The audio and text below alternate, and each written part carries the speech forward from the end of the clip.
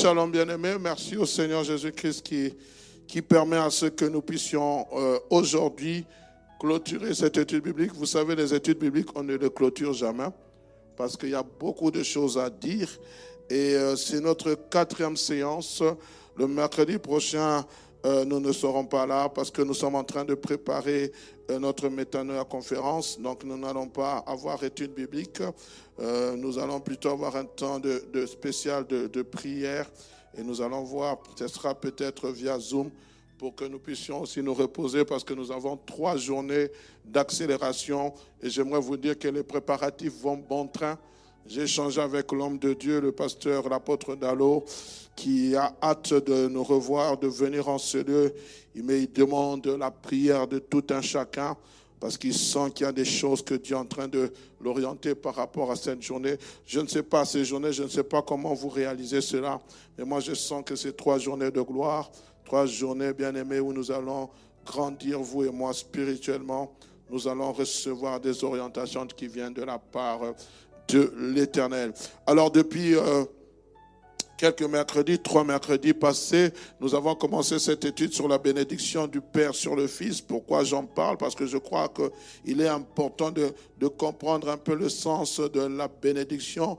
Nous avons voulu atteindre un certain objectif, 5 objectifs plutôt, et dire qu'est-ce que la Bible dit, parle de la bénédiction. C'est quoi la bénédiction? Nous avons défini le mot bénédiction, nous n'allons pas y revenir parce que nous croyons que ici, nous avons longuement en parlé, j'en ai longuement parlé, et ceux qui n'ont pas suivi, prière de vous référer à notre étude sur notre page Facebook ou sur la page YouTube. Vous allez tout revoir. Et le mercredi passé, nous étions à notre 6e point. Nous avions parlé du vrai Père. Comment peut-on identifier un vrai Père? Parce qu'il est important de comprendre qui est Père. Parce que nous parlons d'un Père, il faut comprendre que le Père a quelques qualités requises. La première des qualités, nous avons dit que un vrai Père, il connaît Dieu. Amen. Il connaît Dieu. On ne peut pas être un Père spirituel si on ne connaît pas Dieu. Parce que nous puisons notre ressource en Dieu lui-même. Amen. C'est Dieu qui nous donne cette autorité d'être Père. C'est Dieu qui nous donne cette autorité d'engendrer. Parce que nous ne pouvons pas avoir cette puissance d'engendrer dans le Seigneur si nous ne connaissons pas Dieu. Dans 1 Jean chapitre 2, verset 14, on dit « Il connaît celui qui est dès le commencement ». Oui, nous savons que le nouveau converti, il tâtonne encore, mais le vrai Père connaît Dieu. Quand je parle de connaître Dieu, ce n'est pas de connaître Dieu dans cet aspect, je connais Dieu. Non, ici je parle d'une intimité, qui est quelqu'un qui cherche, qui aime la présence de Dieu, qui recherche Dieu, qui cherche à être en connexion avec le Seigneur. Et quand on parle d'un Père, on voit souvent la maturité qu'il a, la maturité dans le jugement, la maturité dans certaines décisions qu'il doit prendre. Parce que sa maturité ne dépend pas simplement de ses expériences, mais dépend aussi de sa confiance en Dieu. Deuxième des choses, un véritable Père, il a été transformé dans son caractère. Amen. Il a été transformé dans son caractère. C'est pas seulement une personne qui est touchée par l'Esprit de Dieu qui parle en langue, mais c'est une personne dont le caractère a été transformé. Métanoïa, comme nous parlons de la transformation. Dieu l'a transformé, pourquoi? Afin qu'il ressemble davantage à Christ. Amen. Parce que la Bible dit, dans Luc chapitre 6, verset 40, tout disciple accompli sera comme son maître. On ne peut pas être père si notre vie en nous-mêmes n'est pas transformée. Notre caractère. Et tout caractère passe par le brisement. Toute transformation de caractère passe par le moulage divin, le brisement. Vous savez, souvent nous aimons dire, Seigneur, brise-moi, façonne-moi. Mais quand tu passes par le brisement, combien acceptent le brisement? Ce n'est pas facile. Je me souviens, quand j'ai commencé mon appel dans le ministère, le Seigneur a commencé à me briser. Ah, je me souviens, mais c'était utile. C'est utile. Il faut que notre caractère corresponde à notre paternité. Amen. Nous sommes transformés à la même image, c'est-à-dire de gloire en gloire. Troisième des choses, un père est celui qui désire transmettre quelque chose à ceux qui le suivent. Il y a une transmission, quelque chose. Ce n'est pas parce qu'on est père, je suis père. Il est fort dommage même aujourd'hui que nous qui sommes des pères, quand je dis des pères biologiques, nous ne transmettons rien à nos enfants. Quand je parle de transmettre, c'est-à-dire qu'il sait léguer un héritage. Qui sait léguer quelque chose à son fils. Ce n'est pas seulement l'héritage, ce n'est pas seulement dans le domaine financier. L'héritage, c'est même dans le domaine de l'éducation, dans le domaine de la connaissance, dans le domaine de certaines informations. Il veut transmettre quelque chose. Mais ici, nous parlons maintenant dans le domaine spirituel. Il veut transmettre quelque chose à ceux qui lui suivent. 2 Timothée chapitre 2, verset 2 dit ceci. Et ce que tu as entendu de moi, en présence de beaucoup de témoins. Il dit, ce que tu as entendu de moi, confie-le à des hommes fidèles qui sont aussi capables de l'enseigner à d'autres. Oui, je t'ai transmis des choses. Je t'ai transmis à toi, Timothée. C'est Paul qui parle à Timothée. Veuillez m'excuser, j'ai la voix sèche.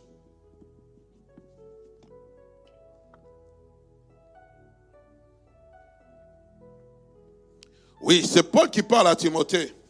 Il dit, tu as appris de moi plusieurs choses. Tu as entendu de moi plusieurs choses. Maintenant, il faut aussi que tu apprennes à les transmettre. Et vous allez voir que la relation de Timothée, c'est la relation d'un père vers un fils. Parce que Paul appelle Timothée mon enfant légitime dans la foi. Mais lorsque vous lisez les livres de Timothée, Paul va lui dire, je vais t'enseigner comment te conduire dans la maison de Dieu qui est la colonne et l'appui de la vérité. C'est-à-dire, à un moment donné, bien que Timothée était sous le discipolat de Pierre, il était disciple de Paul plutôt, à un moment donné, ce même Timothée qui était fils deviendra père. Parce qu'il devait établir des anciens, il devait établir des diacres, il devait amener les éclaircissements sur les veuves, à essayer de redresser l'église. Paul va lui confier cette responsabilité. J'aimerais ouvrir une parenthèse. Un fils ne reste pas toujours fils. À un moment, il devient aussi père. Amen. Quatrième des choses, il a compassion au point de donner sa vie. Il a cette compassion au point de donner sa vie.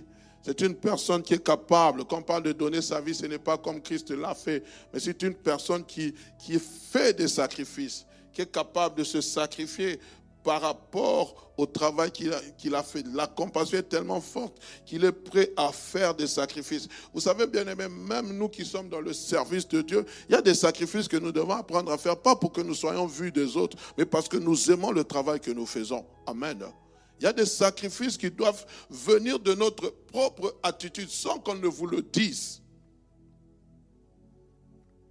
Il y a des choses que je dois apprendre à faire, à sacrifier sans qu'on me le dise. Dans mon service, je dois apprendre à faire des sacrifices sans qu'on me l'impose. Parce que bien aimé, lorsqu'on vous impose un sacrifice, cela n'est plus un sacrifice. Christ venant dans ce monde, le Père ne lui a pas imposé le sacrifice de la croix. Il est venu lui-même s'imposer. Amen. Cinquième des choses, un père est celui qui encourage. Il est celui qui encourage. En Colossiens chapitre 3, verset 21, dit « Père, n'irritez pas vos enfants de peur qu'ils ne se découragent. » N'irritez pas vos enfants de peur qu'ils se découragent. Il est quelquefois fort dommage de constater que nous, ça c'est l'humain, nous remarquons que toujours les défauts des gens, mais jamais les qualités. Même si la personne a fauté, tu peux le dire, tu peux faire mieux. Je me souviens d'un serviteur de Dieu, une fois qu'il avait prêché à l'église de la Borne. Il est venu et le pasteur Vernon a dit, voici le point que je n'ai pas apprécié. Ça. Il a souligné avec le bic rouge. Il a dit, mais dimanche prochain, tu te remets sur la chaire et tu prêches. Il a montré les erreurs qu'il a commises, mais il a cru en lui, il l'a encouragé. Tu dois rectifier ça, tu dois rectifier ça, tu dois rectifier ça, tu dois rectifier ça. Et mais le dimanche prochain, tu te mets du haut de la chaire et tu annonces. C'est comme ça qu'on devient meilleur. Je peux te montrer les défauts, mais à un moment donné, je t'encourage aussi. Amen. Que le Seigneur nous aide à être équilibrés Amen. Que le Seigneur nous donne cette force plutôt. Alléluia. Et nous avons parlé de 5 points. Alors aujourd'hui, j'aimerais aborder le 7e point. Je ne sais pas si nous pourrons voir le 8e point. J'aimerais parler du Père qui bénit le Fils ou les fils. Le Père qui bénit le Fils. Quelles sont les conséquences? Qu'est-ce qui arrive quand un Père bénit le Fils? Qu'est-ce qui se passe? Nous allons faire une longue lecture dans le livre de Genèse, chapitre 48, le verset 1er jusqu'au verset 21. Je vous propose 2 lectures. Et la seconde lecture, nous lirons dans Hébreux, chapitre 11, versets 20 à 21. Nous allons prendre d'abord Genèse, chapitre 48, versets 1 à 21, s'il vous plaît. Genèse, chapitre 48, versets 1 à 21. Et puis nous lirons Hébreux, chapitre 11, versets 20 à 21. Il s'agit de l'histoire de Jacob qui arrive au soir de sa vie. La Bible dit, après ces choses, l'on vint dire à Joseph, voici ton père est malade. Et il prit avec lui ses 2 fils, Manassé et Éphraïm. On avertit Jacob et on lui dit, voici ton fils Joseph qui vient vers toi. Et Israël rassemble ses forces et s'assit sur son lit. Israël, c'est toujours Jacob. Amen. Jacob dit à Joseph, le Dieu Tout-Puissant m'est apparu à Luz dans le pays de Canaan et il m'a béni. Il m'a dit, je te rendrai fécond, je multiplierai et je ferai de toi une multitude de peuples. Je donnerai ce pays à ta postérité après toi pour qu'elle le possède à toujours. Maintenant, j'aimerais que vous souligniez cela. Les 2 fils qui sont nés au pays d'Égypte avant mon arrivée vers toi en Égypte seront à moi. Éphraïm et Manassé seront à moi comme Ruben et Siméon. Mais les enfants que tu as engendrés après eux seront à toi. Ils seront appelés du nom de leurs frères dans leur héritage. À mon retour de Padam, Rachel mourut en route auprès de moi dans le pays de Canaan et à quelque distance d'Éphrata. Et c'est là que je l'ai enterré sur le chemin d'Éphrata qui est à Bethléem. Israël regarda les fils de Joseph et dit, qui sont ceux-ci? Joseph répondit à son père, ce sont mes fils que Dieu m'a donnés ici. Israël dit, fais-les, je te prie, approcher de moi pour que je les bénisse. Les yeux d'Israël étaient appesantis par la vieillesse, ils ne pouvaient plus voir. Joseph les fit approcher de lui et Israël leur donna un baiser et les embrassa. Israël dit à Joseph, je ne pensais pas revoir ton visage et voici que Dieu m'a fait voir même ta postérité. Joseph le retira de ses genoux, le retira des genoux de son père et se prosterna en terre devant lui. Puis Joseph les prit tous les 2, Éphraïm de sa main droite à la gauche d'Israël et Manassé de sa main gauche à la droite d'Israël et les fit approcher de lui. Israël étendit sa main droite et la posa sur la tête d'Éphraïm, qui était le plus jeune, et il posa la main gauche sur la tête de Manassé. Ce fut avec intention, j'aimerais que vous souligniez cela, qu'il posa ses mains ainsi, car Manassé était le premier-né. Il bénit Jacob et dit, que le Dieu en présence duquel ont marché mes pères Abraham et Isaac, que le Dieu qui m'a conduit depuis que j'existe jusqu'à ce jour, que l'ange qui m'a délivré de tout mal bénisse ses enfants, qu'ils soient appelés de mon nom. Soulignez aussi cela. Et du nom de mes pères Abraham et Isaac, et qu'il multiplie en abondance au milieu du pays. Joseph vit avec des plaisirs que son père posait sa main droite sur la tête d'Éphraïm et saisit la main de son père pour la détourner de dessus de la tête d'Éphraïm et la diriger vers celle de Manassé. Et Joseph dit à son père, pas ainsi mon père, car c'est celui qui est le premier-né. Car celui-ci est le premier-né, pose ta main droite sur sa tête. Son père refusait et dit, je le sais mon fils, je le sais. Lui aussi deviendra un peuple, lui aussi sera grand, mais son frère cadet sera plus grand que lui, et sa postérité deviendra une multitude de nations. Il est béni ce jour-là, et dit, c'est par toi qu'Israël bénira en disant, que Dieu te traite comme Éphraïm et comme Manassé, et il mit Éphraïm avant Manassé. Israël dit à Joseph, voici je vais mourir, mais Dieu sera avec vous. Il vous fera retourner dans le pays de vos pères. Hébreux chapitre 11, verset 20 à 21. Hébreux 11, versets 20 à 21. La Bible dit ceci.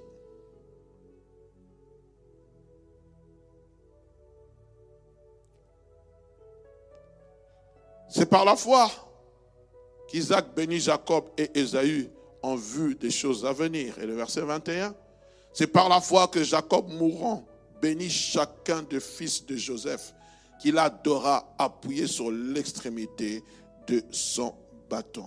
Amen. Béni soit Dieu.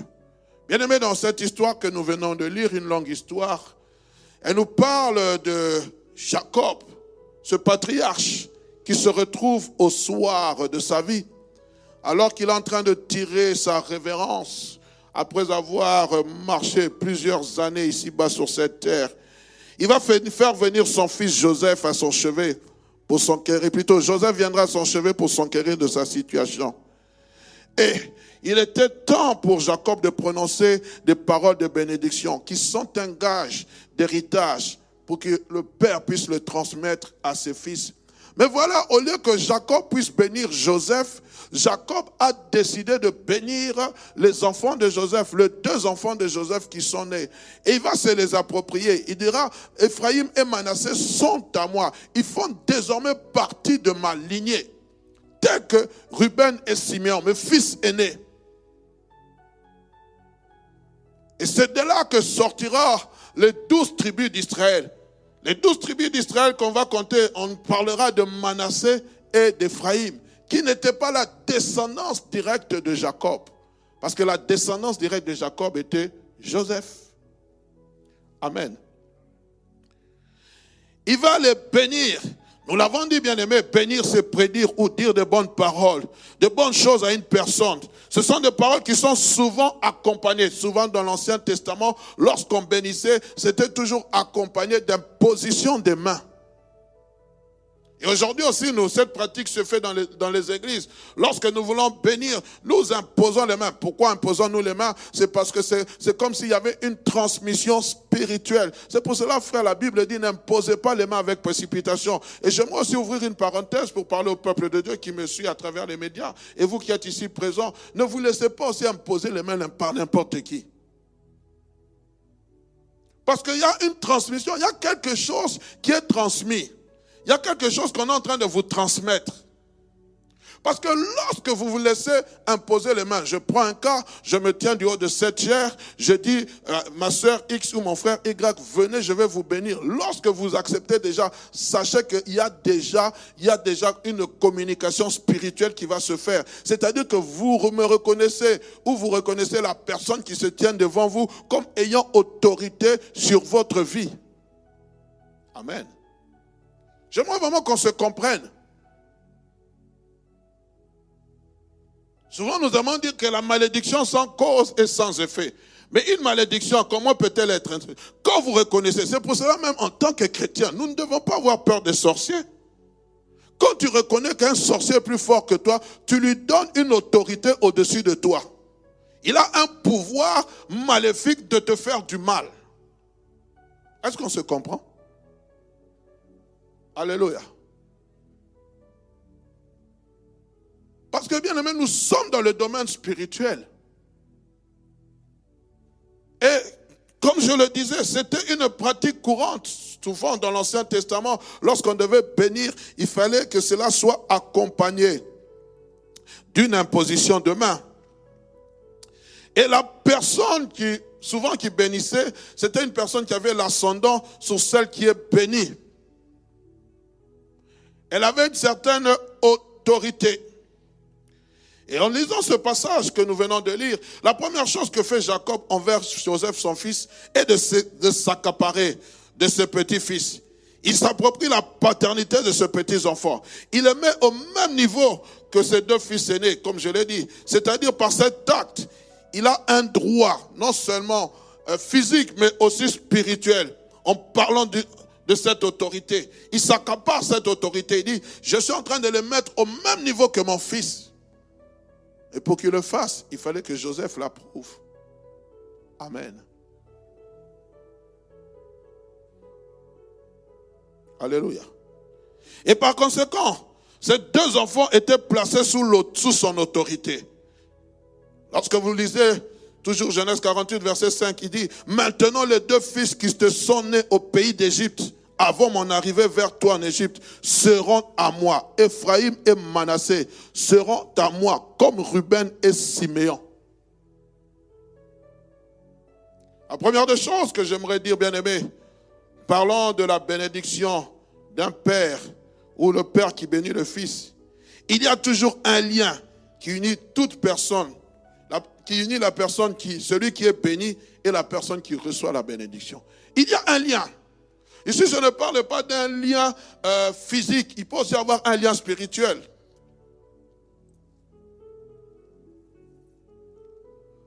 Il y a toujours un lien. C'est pour cela, bien-aimés, ne vous laissez pas bénir par n'importe qui. Oh non, viens avec ta fille, elle est née. Moi, on va tuer une chèvre. Je dis pas que manger la chèvre, non. On va prendre le sang. On va commencer à mettre tout autour. Je vais cracher sur elle. Non, les amis, ce sont des portes ouvertes. Oh, pasteur, qu'est-ce que ça fait? Non, tout, c'est un rituel. Même la bénédiction, c'est un rituel. Faisons attention. C'est pour cela que la Bible déclare, c'est la bénédiction de l'Éternel qui nous enrichit. Elle ne se fait suivre d'aucun chagrin. Dans le petit parcours du ministériel que j'ai eu à faire des délivrances, à pratiquer des délivrances. Aujourd'hui aussi, nous en faisons quelques fois de temps à autre. Mais souvent, quand vous faites ce qu'on appelle, vous parlez avec la personne, d'autres appellent ça la cure d'âme, bien que ce mot n'existe pas dans la Bible. Mais voilà, quand vous êtes en train de faire de cette relation de suivi, quand vous êtes en train de remonter les choses, vous allez découvrir que souvent, je dis bien souvent, les portes d'entrée, c'est souvent dû à certaines pratiques néfastes qui ont été faites durant la naissance. Certaines choses. Amen. Nous devons faire très attention, bien-aimés. Amen. Je dis bien souvent, je dis pas toujours. Alors j'aimerais répéter, il y a toujours un lien qui nous unit, qui unit toujours celui qui bénit et celui qui reçoit la bénédiction. Il y a toujours un lien. Toujours un lien qui nous unit, que vous le vouliez ou pas. Parce que le fait déjà que tu acceptes que cette personne te bénisse, tu es en train de créer un certain lien. On est ensemble.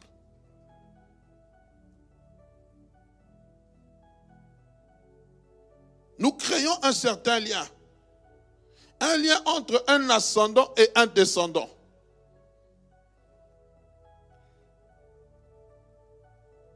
Et nous devons faire très, très attention, comme je le disais. Deuxième des choses que j'aimerais dire. Tout enfant est béni quand il est sous l'autorité de son père. Ou quand je parle de père, je ne vois pas seulement le père biologique, parce qu'il ne faudrait pas dire, donc pasteur, nous les mères, nous n'avons pas d'autorité. Non, je suis en train de... Ici, si le mot père est utilisé, même le fils est utilisé de manière aléatoire. Sinon, j'aurais pu dire la bénédiction des parents sur les fils et les filles, ainsi de suite. Mais nous avons simplement voulu catégoriser. Amen. Donc, tout enfant est béni quand il est sous l'autorité de son père. Ton fils, ta fille ou ton descendant ne peut jamais être béni si c'est un rebelle. C'est impossible.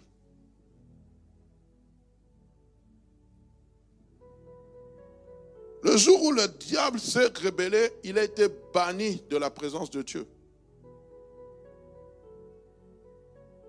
Une personne qui est rebelle n'est jamais bénie.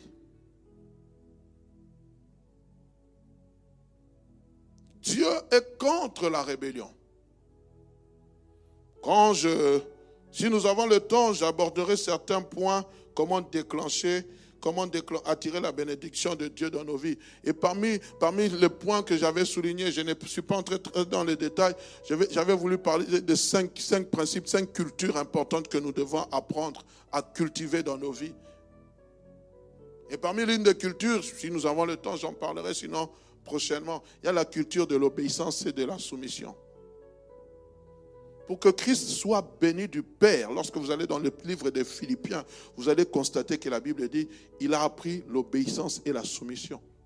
C'est pour cela que Dieu l'a souverainement élevé et lui a donné un nom qui est au-dessus de tout autre nom. Christ ne pouvait pas avoir un nom au-dessus de tout autre nom s'il s'était rébellé. Le nom de Lucifer veut dire quoi? Ça veut dire quoi? Ange de lumière. Quand vous lisez le livre, je pense, d'Ecclésiaste ou plutôt d'Ézéchiel, où on parle de lui, ou même dans les livres de Proverbes, vous allez voir, il avait une place, ange de lumière. Mais à cause de sa désobéissance, il a perdu cette clarté. Aujourd'hui, on l'appelle le prince de la puissance des ténèbres. Pourquoi? À cause de sa rébellion. On est ensemble. Alors, je suis en train de dire ceci. Tout enfant est béni quand il est sous l'autorité du Père. Ton fils ne peut jamais être béni si c'est un rebelle. Car tout acte de rébellion est condamnable. La rébellion est d'origine satanique. C'est pour cela, lorsque vous êtes dans Luc chapitre 15, le fils prodigue devait d'abord en premier lieu rentrer vers son père pour recevoir sa bénédiction. Lorsque vous êtes dans Luc chapitre 15, versets 20 à 21, et nous allons sauter le verset 24, qu'est-il dit? Il se leva, alla vers son père. Comme il était encore loin, son père le vit et fut ému de compassion. Il courut et se jeta à son cou et le baisa. Le fils lui dit, mon père, j'ai péché contre le ciel et contre toi. Je ne suis plus digne d'être appelé ton fils, Et regardez le verset 24. Car mon fils que voici était mort. Qu'est-ce qu'il a dit? Et il est revenu à la vie. C'est-à-dire qu'il était sous la malédiction. Il est revenu à la vie. Il devait recevoir la bénédiction, le pardon de son père. Il est revenu à la vie. Et il était perdu et il est retrouvé. Bien aimé, lorsque nous sommes loin de la bénédiction, nous sommes perdus. Et ils commencèrent à se réjouir. La Bible dit, il était mort. Ici, on ne parle pas de la mort physique, on parle de la mort spirituelle. Loin de son père. Et lorsqu'il est revenu, il a confessé. Il a retrouvé le chemin de la bénédiction. On est ensemble, bien-aimés. Il est très important de faire très attention, bien-aimés. Dans mon petit parcours dans le Seigneur, j'ai appris ces choses. Partout où je suis passé, j'ai reçu l'enseignement d'un père qui nous a appris l'obéissance et la soumission. Le jour où j'ai quitté l'église de la Borne, je l'ai quitté avec la bénédiction de mon père spirituel, le pasteur Jacques-André Verneau. Le jour où j'ai quitté chez le pasteur Guylaine Lukunku, il a prié pour moi dans son bureau. Pourquoi, frère? Parce que c'est important. J'étais sous son autorité. J'aimerais vraiment ouvrir une parenthèse, bien aimé. Lorsque vous voulez quitter une église, si vous êtes convaincu, quittez toujours avec la bénédiction du Père. Parce que c'est important. C'est très important. Il faut le faire, quel que soit le prix à payer. Je me souviens, la première église que j'ai eu à fréquenter, c'était une église où je n'aime pas beaucoup en parler, mais c'était une église qui était... Le péché était à vue d'œil. Ici en Belgique. On venait du Congo. On vous avait appris c'est quoi la sainteté. On vous avait appris c'est quoi se maîtriser, de ne pas tomber. Et là, j'avais comme l'impression que les sœurs de l'église tombaient enceintes sous la puissance. Permettez-moi de dire, je disais, mais ça, c'est une puissance. Vous sentez vraiment que c'était démoniaque. Et j'étais obligé de quitter cette église. Pourquoi? Parce qu'à un moment donné, le pasteur de l'époque est allé s'allier à un pasteur qui était un Nord-Coréen, qui avait des pratiques bizarres. Il fallait prier avec les mouchoirs. J'ai dit, mais et ce pasteur, je ne vais pas citer son nom, c'était un Sud-Coréen. Il vous donnait des prédications à faire. Quand vous devez imposer les mains aux gens, vous devez prendre sa photo, la mettre sur le visage. J'ai dit, mais ça, ce ne sont pas des pratiques bibliques. Moi, je n'ai pas vu ça dans la Bible, où on me dit de prier avec la photo de quelqu'un. Alors, comme ils avaient reçu beaucoup d'argent de la part de ce serviteur de Dieu, il fallait qu'on m'écarte. On a eu à monter une cabale contre moi. Et j'étais obligé de démissionner. Mais je ne suis pas parti du coup. Mais le jour même où je suis parti, je leur ai dit, je viens vous dire que je quitte l'église. À cause de ça, je ne suis pas d'accord avec, je ne suis pas d'accord. Et là, le pasteur a dit, mais voilà, mon épouse avait fait un rêve te concernant, est-ce que tu veux qu'on prie pour toi? J'ai dit non. J'avais refusé leur autorité spirituelle, j'ai dit non. Parce que vous et moi, on n'est pas dans la même lignée, dans la même vision que ce que moi je crois de la confession biblique. Et là, j'aimerais insister, il y a des choses comme cela. Quand vous voyez que dans l'église dans laquelle vous êtes, le pasteur est en train de dévier, il y a certaines pratiques qui ne sont pas bibliques, il faudrait, frères et sœurs, quitter. Mais moi, avant de quitter, j'étais allé voir un aîné qui m'a conseillé. Il m'a dit, frère, si tu vois ça, il faut que tu quittes, mais ne quitte pas comme ça. Quitte, tu vas voir le pasteur, tu parles avec lui. C'est très important, bien-aimé. Même pas seulement, même lorsque vous voyez que voilà, il y a certaines choses pour lesquelles vous n'êtes pas d'accord, mais il faudrait toujours en parler. C'est important. Et quand j'ai quitté, il y a un frère à qui on a imposé les mains. C'était le Seigneur qui m'avait épargné. Il était devenu un peu déréglé dans sa tête. On va m'appeler, on m'a dit, mais le frère, voilà, il veut se défenestrer, beaucoup de choses. Waouh! Et quand j'ai eu à parler avec ce frère quelques années plus tard, il m'a dit, voilà, c'est le jour où on m'a imposé les mains, j'ai senti comme s'il y avait une puissance qui est entrée, j'étais devenu une autre personne. Mes amis, faites attention avec l'imposition. Oh, c'est un prophète. Il fait sortir la viande dans les corps de l'homme. Vous allez, on vous impose les mains, on vous donne la sorcellerie. Vous ne le savez pas. C'est pour ça aussi je profite pour dire, sur Internet, il y a beaucoup de personnes que nous pouvons suivre, qui peuvent nous édifier. Mais il est toujours bon de demander des références. Quelqu'un qui sort brusquement comme ça, un Melchisédek sans référence, il attire le monde. Nous tous, nous sommes là. Waouh! Actuellement, c'est lui qui est au top. Mais demandez la référence. Qui peut témoigner de lui? Quelles sont les références que nous pouvons dire de lui? La Bible dit que dans les derniers temps, il y aura beaucoup de gens qui s'élèveront pour nous séduire. Aujourd'hui, avec Internet, il y a beaucoup de séduction. Beaucoup de séduction. Et c'est fort dommage, même quelquefois. Lui, c'est mon père spirituel. La qualité devient médiocre. Mais tu t'attaches à lui. Il va te transmettre ce qu'il fait. Il va te dire que je suis sous l'onction, ne touchez pas mes oins. Je ne suis pas là pour critiquer ces gens, mais je suis là pour nous dire, nous devons avoir l'œil et les yeux et l'oreille avisés. Amen. Que le Seigneur nous aide. Alors la troisième des choses, nous avons parlé de la première, le Père qui bénit le Fils. Il y a des conséquences.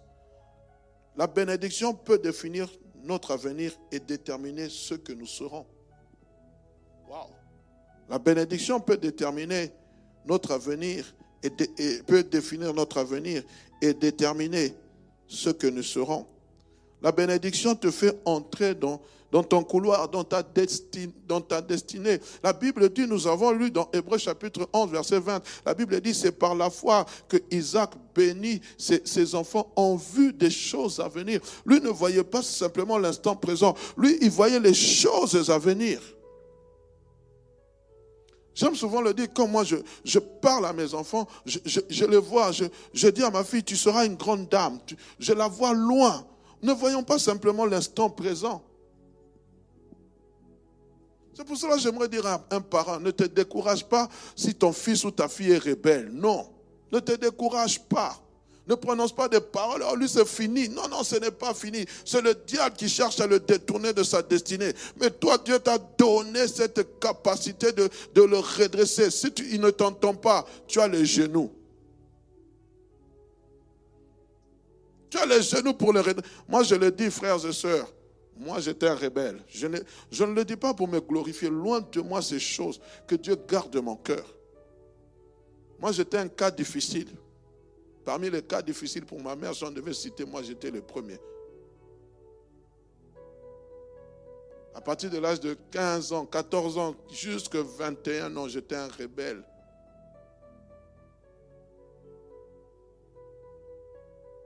Ma mère pouvait me taper, elle pouvait faire tout ce qu'elle voulait. Mon père pouvait faire.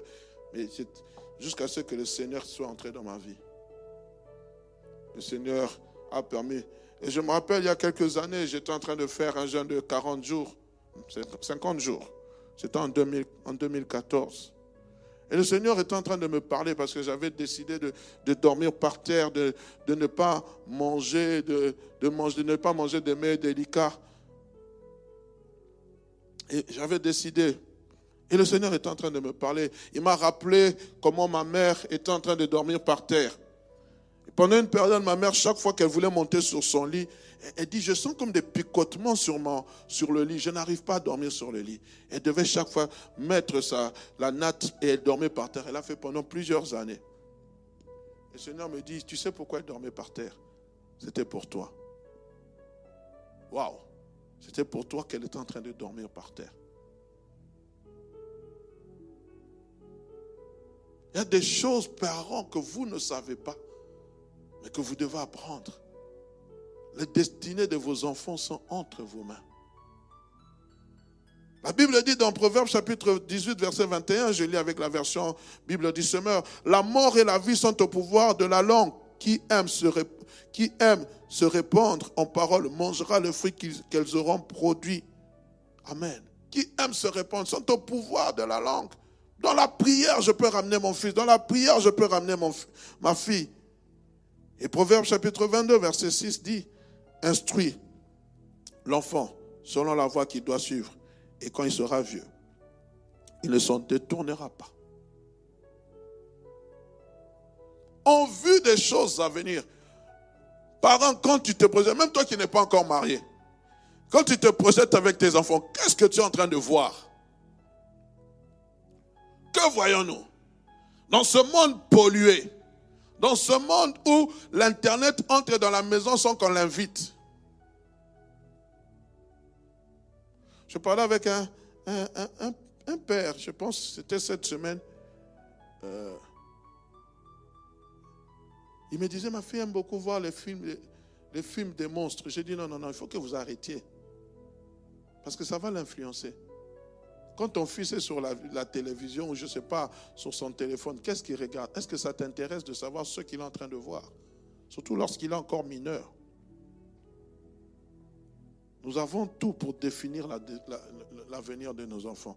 Tout en notre possession, bien-aimés. Et je pense qu'il est important de pouvoir mettre cela. C'est pour cela que chaque année, au mois de septembre, l'année passée, nous ne l'avons pas fait. Nous avons ce que nous appelons le mois de famille. Pourquoi? Parce qu'il faut que nous puissions apprendre, non seulement aux parents à être responsables, mais aussi aux enfants à apprendre à se responsabiliser. Amen. Alors je disais la troisième des choses, la bénédiction peut définir ton avenir et déterminer qui tu seras. Elle te fait entrer dans ta destinée. Et j'aime beaucoup, bien aimé, souvent quand un homme de Dieu ou un serviteur de Dieu, une servante de Dieu, un véritable serviteur de Dieu prie pour toi, frères et sœurs, ne prends jamais cette prière à la légère. La Bible dit, c'est poussé par le Saint-Esprit que les hommes ont parlé de la part de Dieu. C'est poussé par le Saint-Esprit que certaines prières sont faites. On ne prie pas simplement pour le plaisir de prier, parce que toute prière doit être inspirée de Dieu. Et chaque parole que le serviteur de Dieu fait sortir de sa bouche, il faut que tu puisses croire à cela. Et si tu as la capacité d'enregistrer, enregistre. Et si tu as la capacité de noter, note. Si tu entends même, bien aimé, qu'une prophétie, même la prophétie, c'est une bénédiction. Lorsque quelqu'un est en train de prophétiser sur ta vie, quelqu'un est en train de donner une parole de connaissance sur ta vie, c'est une bénédiction. On est ensemble. Ne négligeons pas. C'est pour ça que moi je suis contre lorsque quelqu'un est en train de prophétiser, les autres sont en train de parler. Quand une personne prophétise, que les autres se taisent. Quelqu'un est en train de parler de la part de Dieu. Là-bas aussi, mais c'est du désordre, c'est la cacophonie. Dieu parle, on se tait, on écoute. Ou quelqu'un est en train de prophétiser, toi tu es en train de faire ça. Non. Quelqu'un est en train de donner un message de bénédiction, toi tu es en train de faire ça. Prends le temps d'écouter, de discerner. Si tu dois écrire, si tu dois enregistrer. Aujourd'hui, heureusement que tout est filmé. Tu peux aller prendre ça, tu saisis, tu recopies, tu pries par rapport à ça. Parce que bien aimé, la parole qui est libérée, c'est une parole abstraite. C'est une parole immatérielle. Mais pour qu'elle se matérialise, il faut que toi tu reçoives cela. Il faut aussi que tu pries pour que cette chose arrive dans ta vie. Oh non, il avait prophétisé, je n'ai rien vu. Mais quelle était ton attitude? Il m'a béni, mais moi, je n'ai rien vu. Il avait dit qu'on va me visiter au mois de janvier, mais on est déjà au mois de février. Mais toi, quelle était ton attitude, frères et sœurs? Parce qu'il y a aussi l'attitude de celui qui reçoit la parole. De celui qui reçoit la bénédiction. Parce que lorsqu'on impose les mains à une personne, l'attitude c'est quoi? Quand on se met à genoux, ce n'est pas. Quand on se met à genoux, la première des choses, c'est le signe d'humilité. Mais on reconnaît aussi l'autorité de la personne qui est en train de me bénir. C'est-à-dire qu'elle a un droit sur moi. Mais maintenant, moi, qu'est-ce que je veux faire en retour? Je dois prier par rapport à ce que la personne a dit. J'entends en prière. Je suis en train de prier par rapport à le message que j'ai reçu. Ce n'est pas parce que Dieu a libéré sa parole, sa bénédiction. Oh, moi je m'attends à Dieu, je croise les bras. Non! Tu as un travail à faire. Ton travail, c'est la prière. Chercher l'Éternel afin que cette chose. Le jour où Daniel a compris qu'il devait s'écrouler 70 années, il a dit, Seigneur, que ta volonté soit faite. Il a dit, non, Seigneur, il y a quelque chose que nous n'avons pas encore compris. Il faut que cette parole se matérialise. Et l'ange de l'Éternel que Dieu va envoyer dit, dès le jour où tu as eu à cœur de t'humilier, de comprendre ces choses. Le problème, c'est parce que nous ne comprenons pas. Nous n'avons pas une percée spirituelle. C'est pour cela qu'il y a certaines bénédictions qui nous échappent. Si nous comprenons, frère, nous allons nous saisir. C'est pour cela que ces 3 jours-là, moi, je vais m'asseoir pour saisir tout ce que l'homme de Dieu va dire. Parce que je sais qu'il y a quelque chose, il y a un déclenchement qui va venir, non seulement dans ma vie, mais aussi dans mon ministère. On est ensemble? Amen. 4e des choses, rapidement, le temps passe. La bénédiction est comme une grossesse cachée qui finit toujours par donner naissance un jour. Cela arrivera à terme, qu'elle soit spirituelle ou matérielle. Écoutez, la Bible dit dans Ésaïe chapitre 8 verset 16, enveloppe cet oracle, cette révélation parmi les disciples. Enveloppe-la. Dans notre version, on va dire cache-la. Elle est immatérielle, c'est comme une grossesse cachée. On ne la voit pas. Apparemment, on sait qu'à l'intérieur, on attend un enfant, mais on ne voit pas l'enfant. Mais un jour, on verra l'enfant. On le tiendra entre nos mains. Une personne qui sait qu'elle est bénie de la part de Dieu s'attend toujours à ce que cette bénédiction se matérialise. On est ensemble?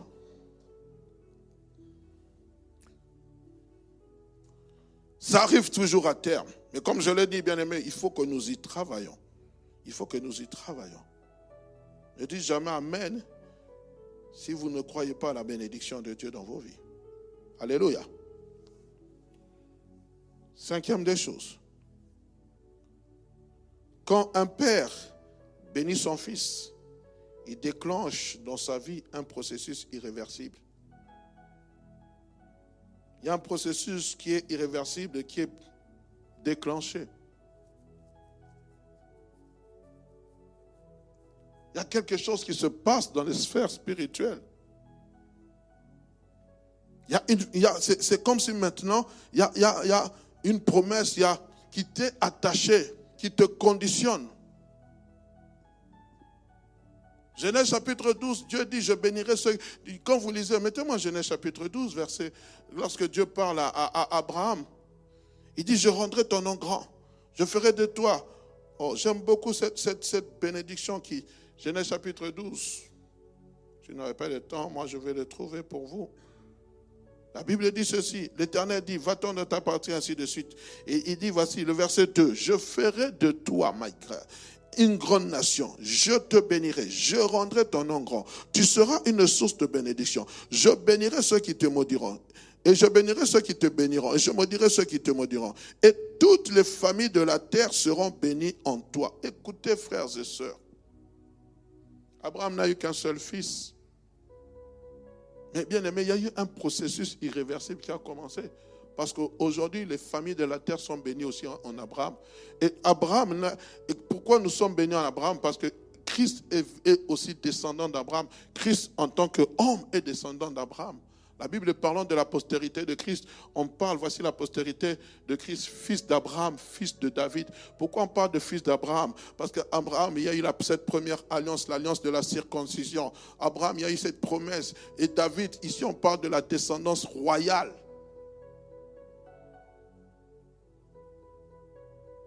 Il y a un processus irréversible, bien-aimé. C'est pour cela la Bible, lorsque nous avons lu, je pense c'était Éphésiens chapitre 1er verset 3, nous avons parlé, la Bible dit, béni soit Dieu, le Père de notre Seigneur Jésus-Christ, qui nous a bénis de toutes sortes de bénédictions spirituelles dans les lieux célestes en Jésus-Christ. Nous sommes bénis, bien-aimés. Ne méprisons pas ces choses. Il y a une chose que le diable n'aime pas, que lorsqu'on parle de nos bénédictions. Je ne parle pas seulement de ces bénédictions, avoir une voiture, non. Je te parle de cette position que tu as à cause de Jésus-Christ. Par Jésus, tu es béni. Béni soit Dieu, le Père de notre Seigneur Jésus-Christ, qui nous a bénis. Ce n'est pas qui va nous bénir, qui nous a bénis. La bénédiction a déjà été déclenchée. Il y a un processus irréversible dans ta vie. Ta vie est une vie de bénédiction. Je l'avais dit. La bénédiction fait partie de ton lot. La bénédiction est avec toi. La bénédiction marche avec toi. Pourquoi? Parce que tu es en Jésus. Jésus-Christ est l'auteur de ta bénédiction. Jésus-Christ est l'auteur de ta bénédiction. Le consommateur de ta bénédiction. Il dit, béni soit Dieu le Père de notre Seigneur Jésus, qui nous a bénis de toutes sortes de bénédictions spirituelles. Dans les lieux célestes. Un peuple qui comprend cela, comprend aussi que la malédiction n'a pas de cause. Parce que je suis béni en Jésus. Puis-je avoir un amen? Alléluia. 6e point, bien-aimé. L'impact de ta bénédiction dans ta vie dépend de la considération que tu as de la personne qui te bénit. Ça, c'est important. L'impact de la bénédiction dans ta vie dépend de la considération que tu as de la personne qui te bénit. C'est là où nous arrivons dans ce passage qui dit ne touchez pas mes oins. Bien aimé, parce que la personne qui est en train de te bénir, je parle d'une véritable personne, je ne parle pas de, j'ai donné la définition des vrais pères. Elle a une alliance avec Dieu. Elle est en alliance avec Dieu. Écoutez, j'ai toujours été impressionné dans le livre de Genèse chapitre 14, le verset 17 à 20. Le jour où j'ai compris ce passage, on parle de Melchisédek.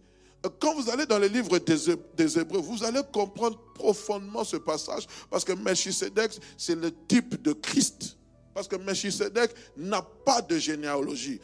Or, je n'ai pas le passage avec moi. Quand on parle d'Abraham, on parle de lui en tant que père de la foi. Lorsque Dieu a prononcé sa bénédiction sur le fils d'Abraham, c'est par Abraham que la bénédiction est arrivée. Et dans la lignée d'Abraham, Abraham est sorti qui? Qui connaît la parole de Dieu? Isaac. D'Isaac sont sortis Ésaü et Jacob. De Jacob sont issus les 12 tribus d'Israël. Et dans les 12 tribus d'Israël, il y avait une tribu qui avait été mise à part pour le sacerdoce, qui s'appelait les Lévites. Et c'est de ces Lévites-là qu'on devait prélever la dîme de tous les biens. Donc, Abraham était le père des Lévites. Est-ce qu'on comprend ces choses? Abraham était le père des Lévites.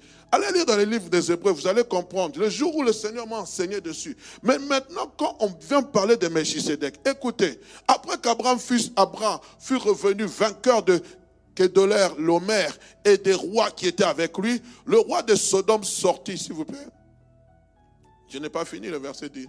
C'était quel verset à partir de verset 18? Je n'ai pas fini. Le roi de Sodome sortit à la rencontre dans la vallée de Chavé, qui est la vallée du roi. Melchisédek, roi de Salem, fit apporter du pain et du vin.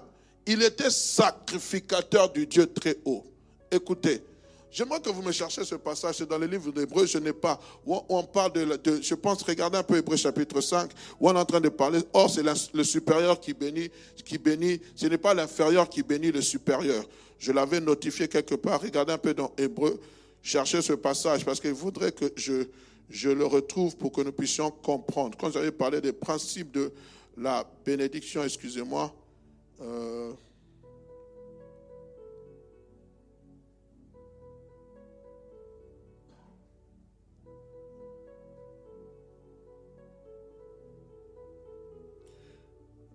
cherchez un peu, c'est date dans les livres des Hébreux, où j'avais parlé des principes de la bénédiction. J'avais dit que ce n'est pas le supérieur qui bénit, mais ce n'est pas l'inférieur qui bénit le supérieur, mais c'est le supérieur. Hébreux 7, voilà. Mettez la main dessus, voilà. Mettez-moi un peu à partir d'Hébreux, mettez à partir du verset 1er. Hébreux 7, verset 1er. Il me reste 13 minutes, ça part. En effet, ce Melchisédek, roi de Salem, sacrificateur du Dieu très haut, qui alla devant Abraham lorsqu'il revenait de la défaite des rois, qui le bénit, suivez attentivement, et à qui Abraham donna la dîme de tout, qui est d'abord roi de justice, d'après la signification de son nom, ensuite roi de Salem, c'est-à-dire roi de paix. Amen. Qui est sans père, sans mère, sans généalogie, qui n'a ni commencement de jour ni fin de vie, mais qui est rendu semblable au Fils de Dieu. Ce Melchisédek demeure sacrificateur à perpétuité. Continue mon frère. Considérez combien est grand celui auquel le patriarche Abraham donna la dîme du butin.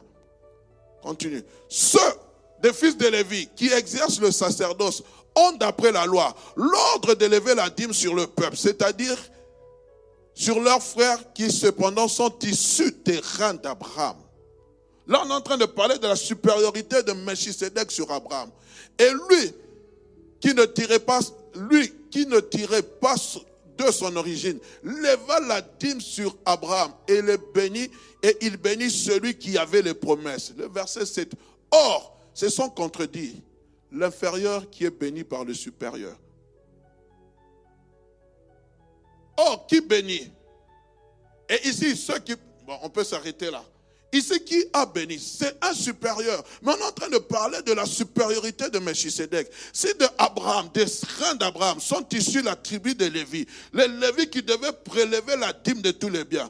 Or, on parle de Melchisédek pour démontrer que Melchisédek n'était pas issu n'avait pas une origine humaine. Quand je dis humaine, donc on est en train de le comparer à Christ. Revenons maintenant à notre texte que nous puissions comprendre ce que je suis en train de dire. Nous sommes dans le livre de Genèse. Melchisédek vient avec du gâteau et du pain. Mais écoutez, je vais retrouver le passage, veuillez m'excuser. C'est quel point, s'il vous plaît? Le point 6.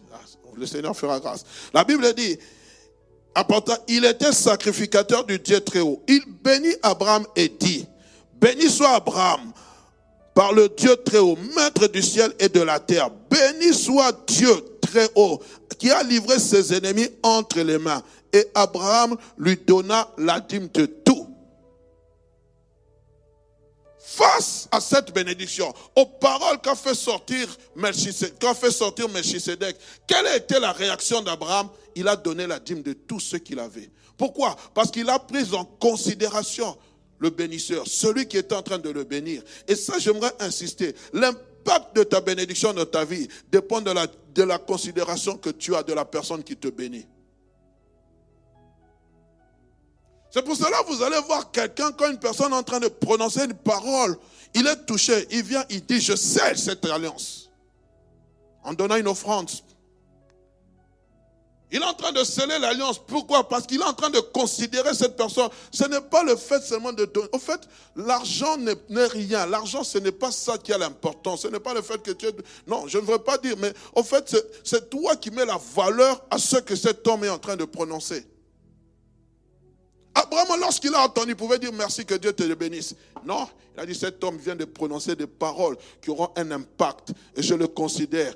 D'où venait Melchisédek? C'était une rencontre unique, mais une rencontre déterminante. Parce que cela va laisser un impact. Abraham a considéré Melchisédek. Or, Abraham avait la bénédiction de Dieu. Il pouvait dire, moi je suis béni, je n'ai pas besoin de... Non, il a dit, non, je me connecte à cette personne. Je bénis. La Bible dit, il donna la dîme de tout. À qui on peut donner la dîme? Si ce n'est à celui qui a une autorité sur toi. On est ensemble.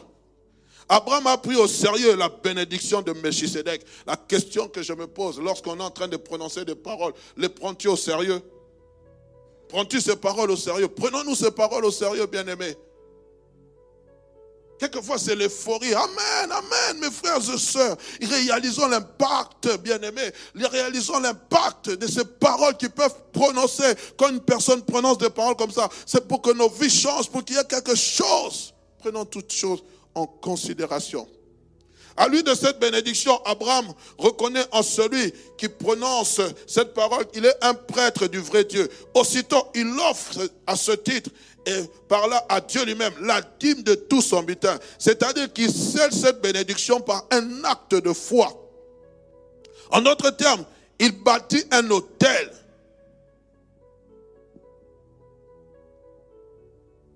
Le fait que Abraham donne la dîme de ses biens traduit l'expression de son cœur. Waouh! Et il croit, il considère cette personne.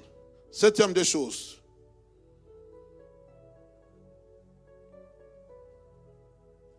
Pour qu'une bénédiction produise des effets dans nos vies, elle dépend aussi de notre attente.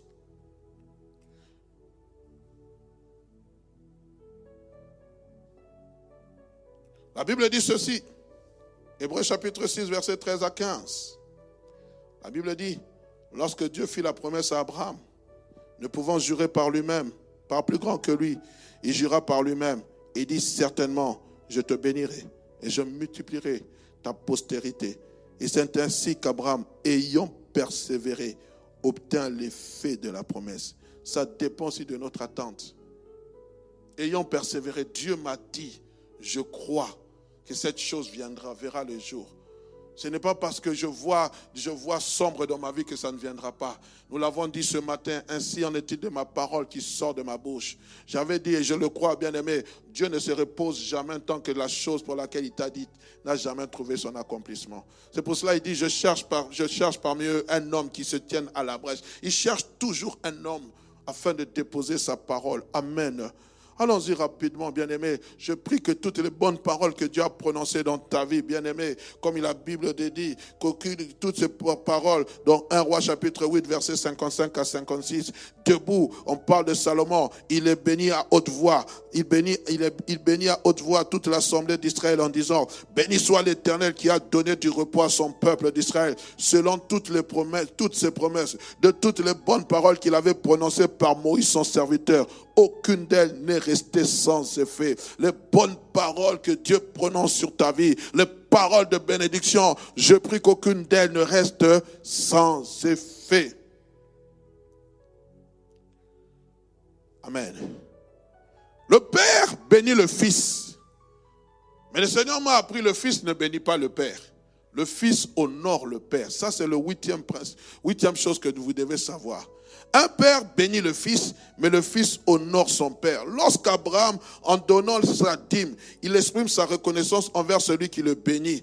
Il l'honore par sa dîme. C'est pour cela, frères et sœurs, lorsque vous êtes même dans le livre de Proverbes, chapitre 3, verset 9, la Bible ne dit pas bénis l'Éternel. La Bible dit honore l'Éternel avec tes biens. Bien-aimé, non, j'ai béni mon père, je lui ai acheté une veste. Tu ne l'as pas béni, tu l'as honoré.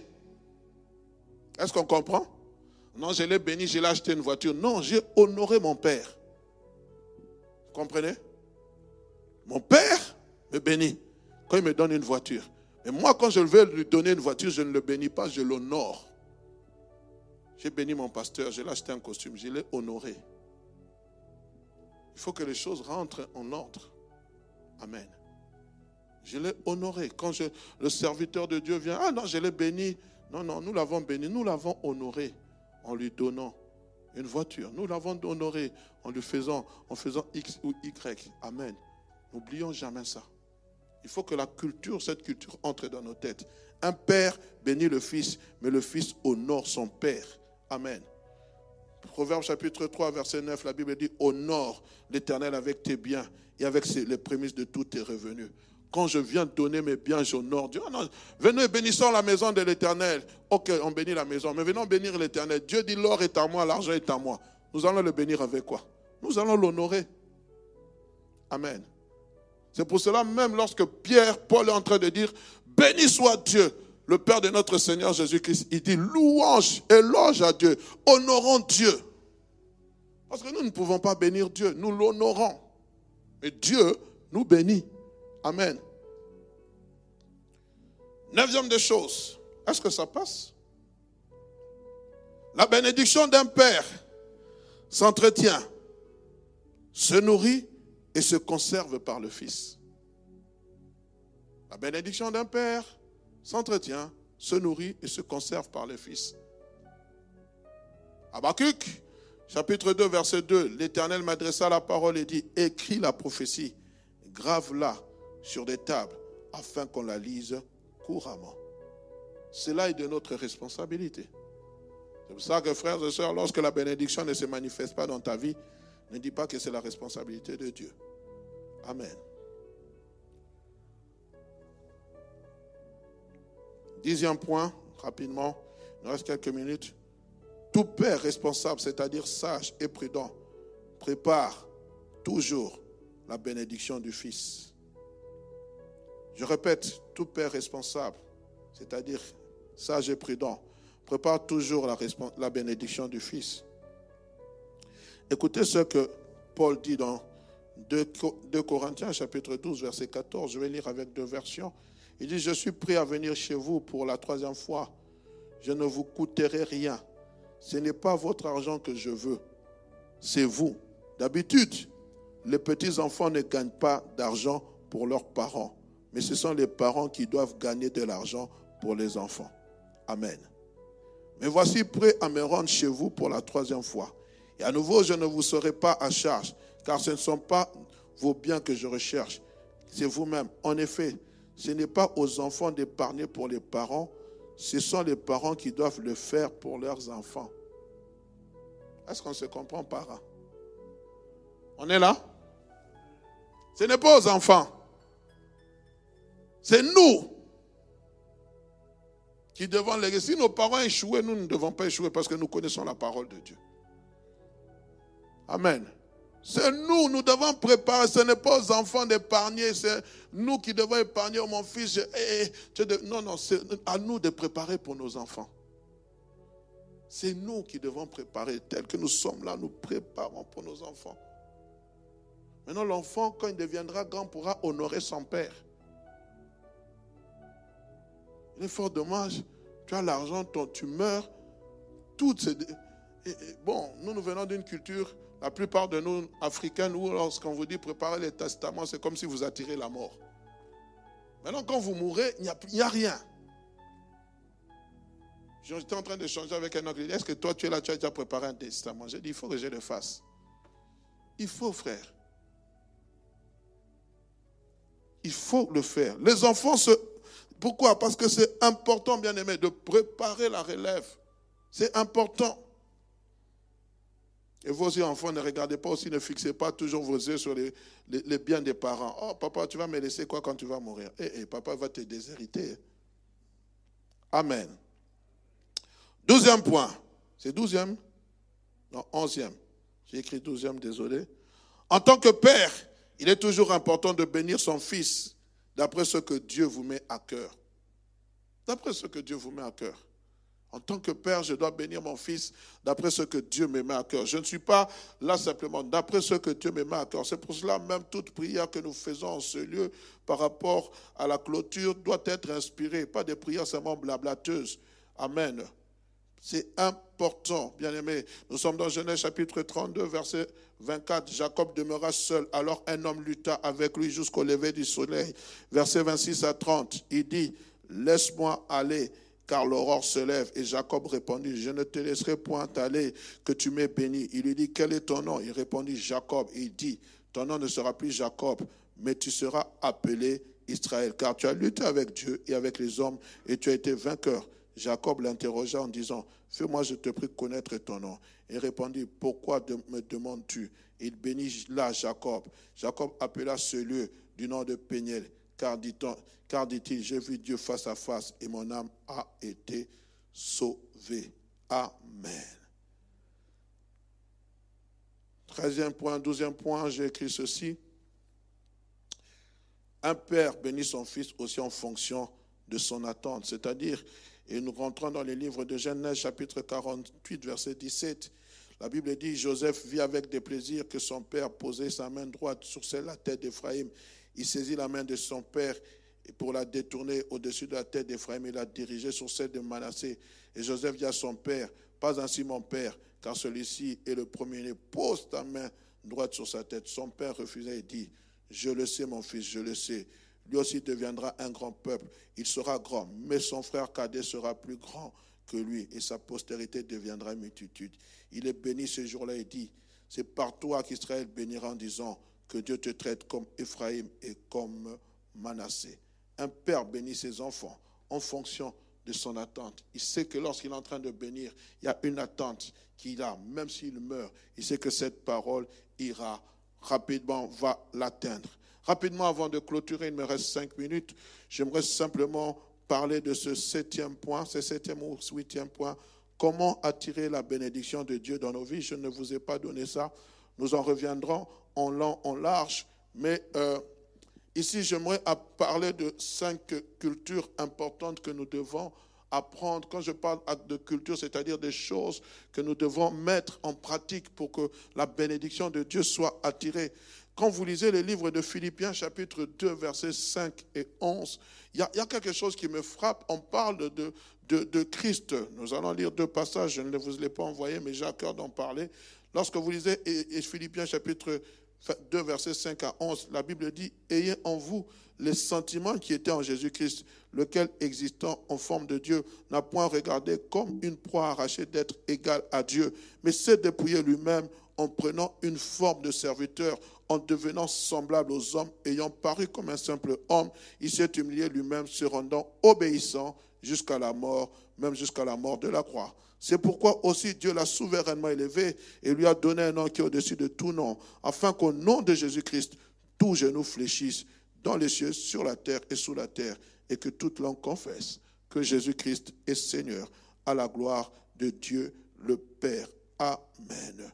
Dans Hébreux chapitre 1, verset 1 à 4, écoutez ce qu'il est dit. Après avoir autrefois, à plusieurs reprises et de plusieurs manières, parlé à nos pères par les prophètes, Dieu dans ces derniers temps nous a parlé par le Fils, qu'il a établi héritier de toutes choses, par lequel aussi il a créé le monde, et qui étant le reflet de sa gloire et l'empreinte de sa personne, et soutenant toutes choses par sa parole puissante, a fait la purification des péchés, ainsi de suite.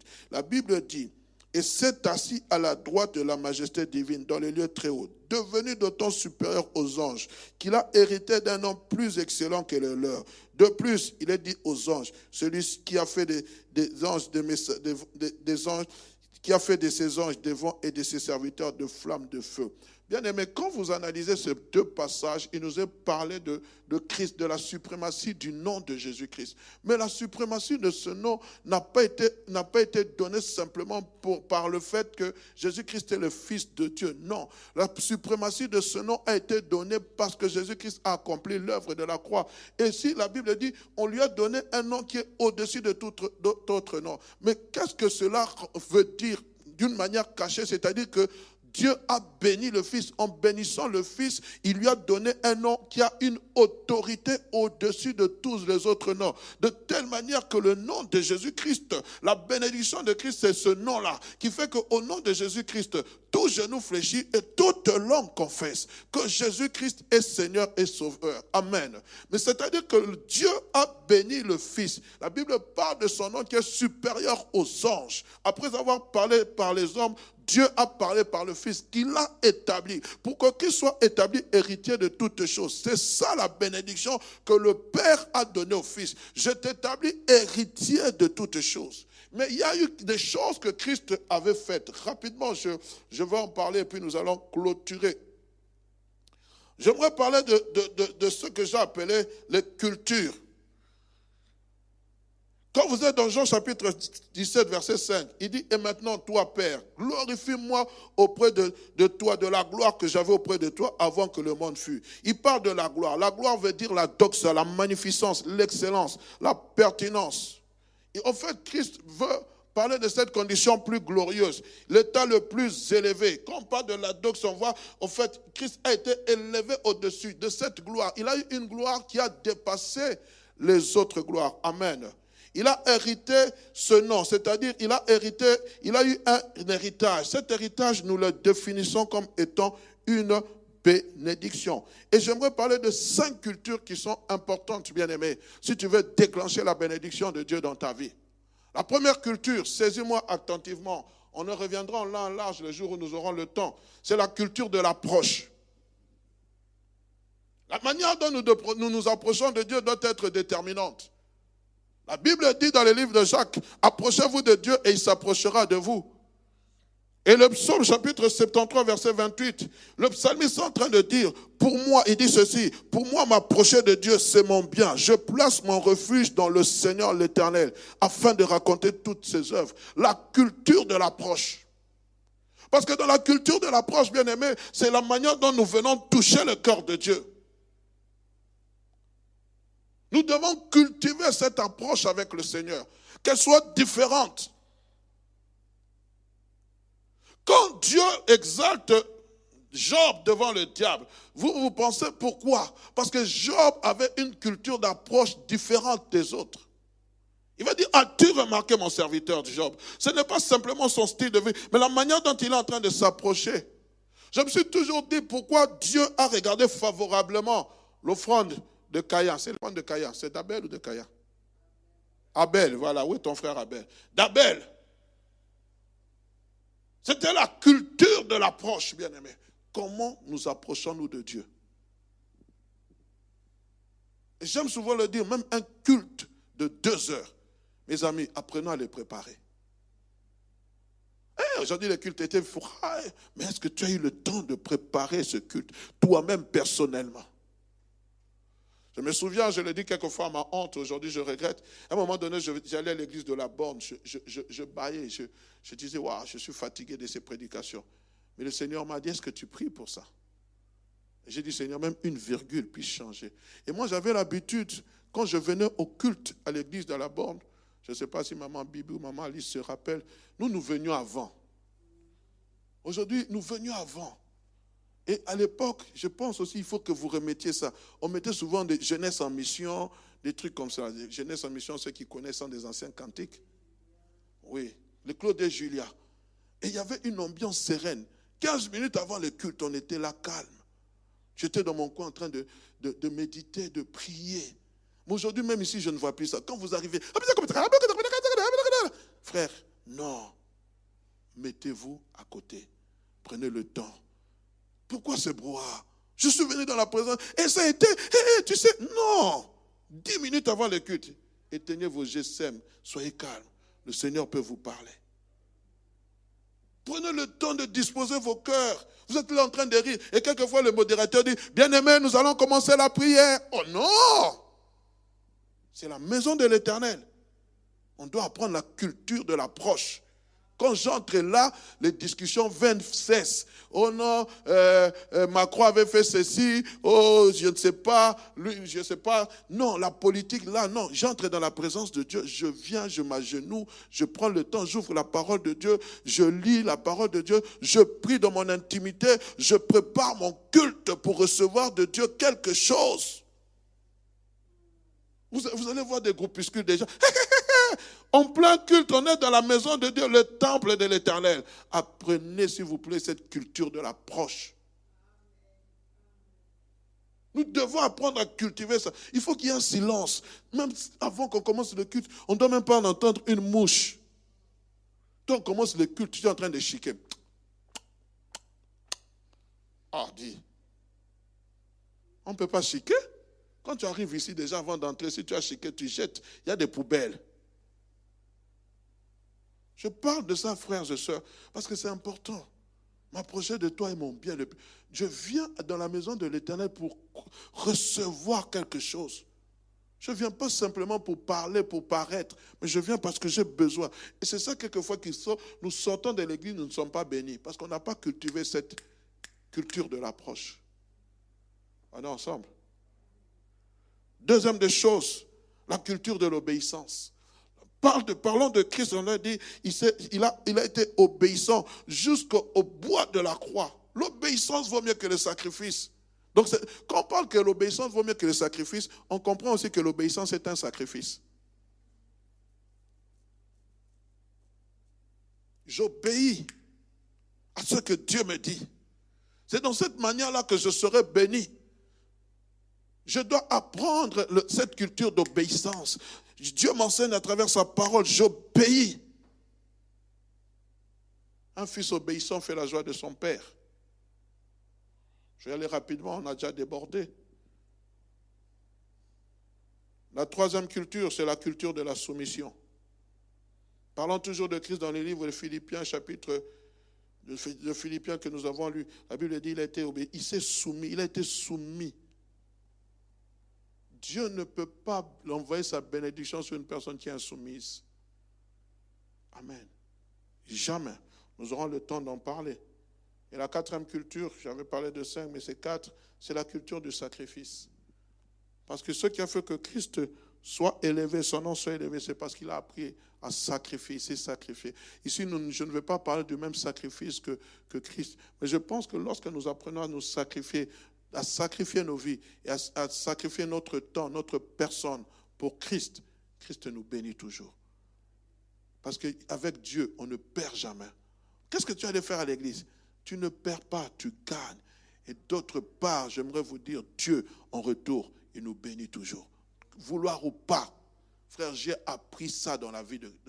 C'est pour cela même, aujourd'hui, je n'ai pas peur de sacrifier de l'argent pour le travail du Seigneur. Parce que je ne sais pas que je m'attends à ce que Dieu me bénisse. Mais frère, c'est un principe. Que tu le veuilles ou pas, Dieu va toujours finir par te bénir. N'oubliez jamais, vous qui êtes ouvriers, si vous vous sacrifiez avec un cœur sincère, Dieu, qui est le rémunérateur, va finir par vous rémunérer. Il le fera. Que le Seigneur vous bénisse. Qu'il nous bénisse abondamment.